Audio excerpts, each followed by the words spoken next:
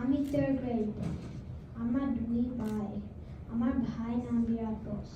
এখন আমি প্রথম 10টা ব্যঞ্জন বর্ণ পড়ব ক খ গ ঘ ঙ ছ ছ বর্গজ ঝ ইয় এখন আমি ব্যঞ্জন বর্ণ দিয়ে শব্দ বলবো কলা কালো খাবার খরগোশ গরু গলা ঘর ঘড়ি ব্যাং রং চশমা চাবি ছাতা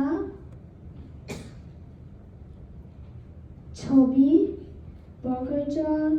জল জামা ঝড় ঝাড়ু ইয়া মিয়া ধন্যবাদ